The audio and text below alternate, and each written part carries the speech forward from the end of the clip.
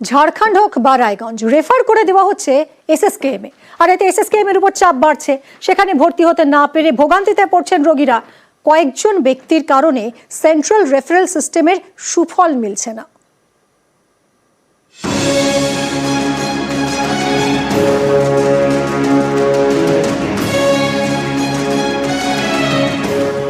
বিভিন্ন জেলা হাসপাতাল থেকে পাঠিয়ে দেওয়া হচ্ছে সোজা এসএসকেএমে। কখনো রেফার লিখে দেওয়া হচ্ছে, কখনো আবার রোগীকে মুখেই বলে দেওয়া হচ্ছে এসএসকেএমে যেতে। ফলে সেখানে রোগীর চাপ বাড়ছে। ভর্তি হতে না পেরে ভোগান্তির শিকার হচ্ছেন রোগী এবং রোগীর আত্মীয়রা।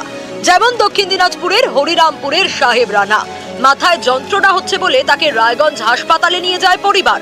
পরীক্ষায় ধরা পড়ে টিউমার, কিন্তু সেখানে চিকিৎসা এগোয়নি। পরিবারের দাবি, রায়গঞ্জ হাসপাতাল থেকে রেফার করে দেওয়া হয় এসএসকেএমে। টিউমার হয়ে গেছে, কিছু সাহায্য প্রথমে রায়গঞ্জে নিয়ে গেছিলাম। হ্যাঁ, এখানে রেফার করা হয়েছে। যেগুলো কাগজপাতি করতে বললো সব করেছি। শুধু রায়গঞ্জ না, রাজ্যের বিভিন্ন হাসপাতাল থেকে রোগীদের সরাসরি এসএসকেএমে রেফার করা হয়। সম্প্রতি ঝাড়খণ্ডের শিশুকে রামপুরহাট হাসপাতাল থেকে এসএসকেএমে রেফার করা হয়। ব্রেন টিউমারের শিশুকে নিয়ে রামপুরহাট থেকে বর্ধমান মেডিকেলে নিয়ে যাওয়া হয়। সেখান থেকেও এসএসকেএমে পাঠানো হয়।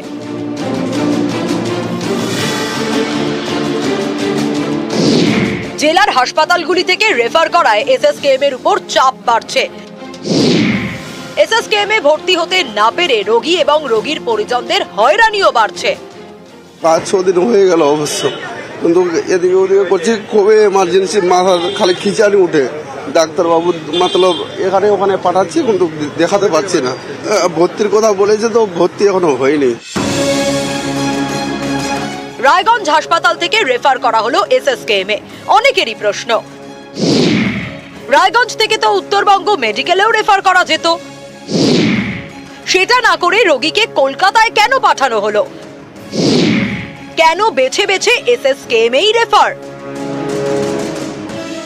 রেফার রোগ রুখতে চলতি মাসেই রাজ্য জুড়ে চালু হয়েছে সেন্ট্রাল রেফারেল সিস্টেম। এর মাধ্যমে অনলাইনে অন্য হাসপাতালের কত বেড খালি তা দেখে সেখানে রেফার করা যায়।